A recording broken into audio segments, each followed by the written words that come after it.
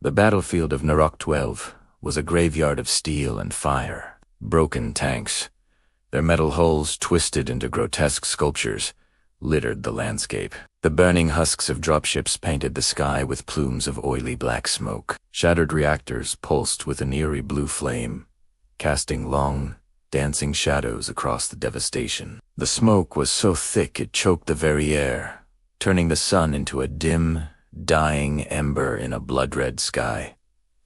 Through this mechanical wasteland, a lone figure walked.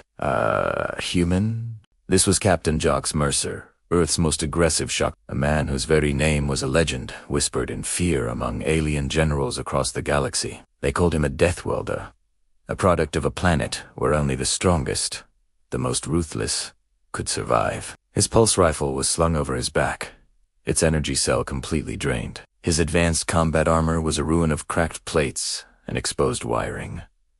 But his eyes burned with an intensity that defied the surrounding chaos. They were the eyes of a predator, unbowed and hungry. From the scarred hills overlooking the valley, a new threat emerged. Thousands of Dravik Dominion mech soldiers powered up their systems, a wave of cold, unfeeling metal. Their crimson optical sensors cut through the haze, 1,000 points of light converging on the single human below. Leading them was a titan of a machine, an 8-legged war mech that dwarfed everything around it.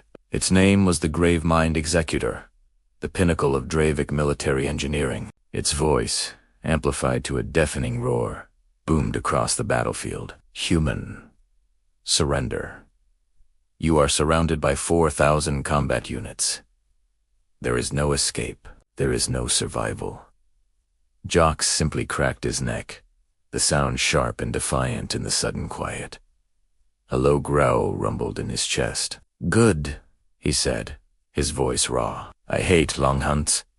The executor didn't wait for another word. It opened fire. A devastating rail shot, a streak of pure kinetic energy, tore across the valley, vaporizing half the battlefield in a silent, blinding flash.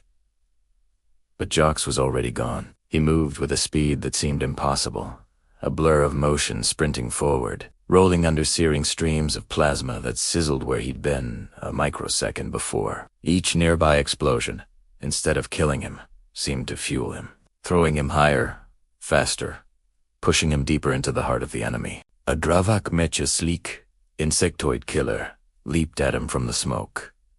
Jocks met it head-on. He caught the machine in mid-air, its metal frame groaning under the impossible force of his grip. He slammed it into the scorched earth, the impact shattering the ground. With a single, brutal motion, he ripped its rifle from its chassis, tore open the housing, and overloaded the entire energy core. He hurled it into the surrounding swarm of mechs. The resulting detonation was catastrophic. 20 mechs vanished in a ball of white-hot plasma. Before he could even recover, another mech tackled him from behind, its metallic claws digging into his already damaged armor.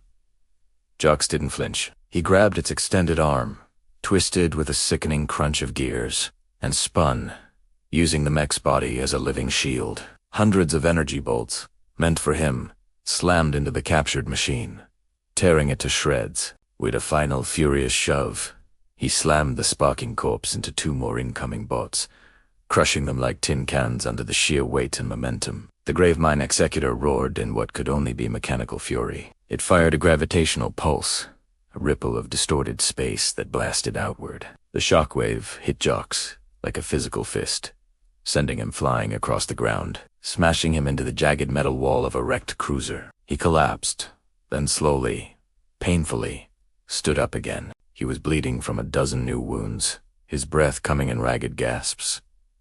But he was smiling, a terrifying, bloody grin. "You're big," he panted, spitting blood onto the ground, but not smart. Reaching behind him with one battered gauntlet, Jocks pulled a small cylindrical device from a pouch on his belt. A portable fusion igniter? A last resort. A weapon of mutually assured destruction, miniaturized into something he could hold in his hand. He slammed his fist down onto its activation plate. The device screamed to life, a high-pitched whine that escalated with terrifying speed. A miniature sun, a core of pure, unstable energy, ignited in his palm, bathing him in an otherworldly glow. And then he ran. Straight toward the executor, straight into the teeth of the Dravik army. The remaining mechs panicked. Their cold, calculated programming gave way to something akin to fear. They fired desperately, a storm of laser bolts and plasma rounds converging on him. The projectiles tore into his armor, ripping away entire sections, searing his flesh. But he didn't slow down. He didn't stop. He didn't even blink. He just ran, fueled by nothing but pure, undiluted Deathworlder fury. And then he leaped, higher than any human should, higher than the laws of physics and gravity should have allowed. He soared through the air, a burning comet of vengeance, right at the executor's massive chest. He slammed the fusion igniter into its central power core and yelled one final, defiant word. Break. A white flash.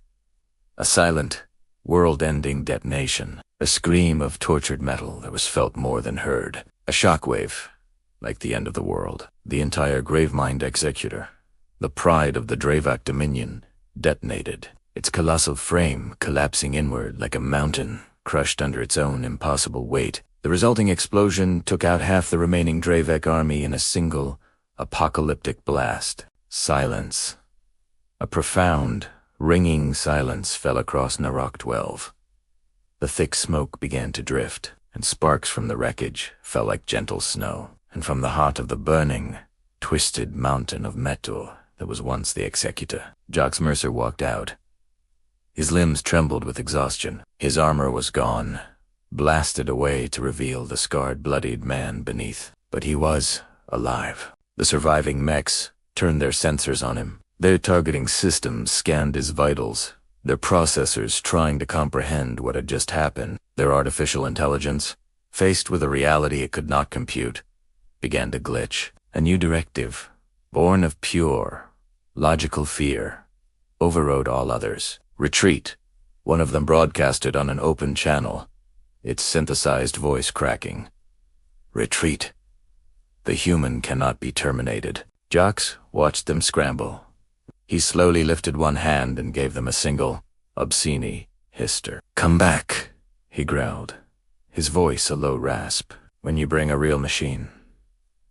The mechs didn't need to be told twice. They fled into the darkness, their retreat a panicked, disorderly scramble. Minutes later, the thunder of friendly engines filled the air. Earth fleet dropships descended, their searchlights cutting through the gloom. Soldiers poured out, their weapons ready, only to stop and stare in utter disbelief at the carnage. At the lone figure standing in the middle of it all, an officer rushed to his side. "See, Captain. You destroyed the Executor." Alone, Jocks wiped a trickle of blood from his mouth with the back of his hand. He looked at the officer, then at the burning remains of an army. I was bored. And as they helped him onto the ship, as the medics swarmed him, a new truth began its journey across the galaxy, spreading from outpost to outpost, from star to star. Humans do not fight like other species. They don't rely on logic or honor or rules of engagement. They fight like forces of nature. They fight like they have nothing left to lose, and that is why they always win. Thank you for watching. If you enjoyed this story, be sure to like, subscribe, and hit that notification bell for more tailies from the edge of the galaxy. See you next time.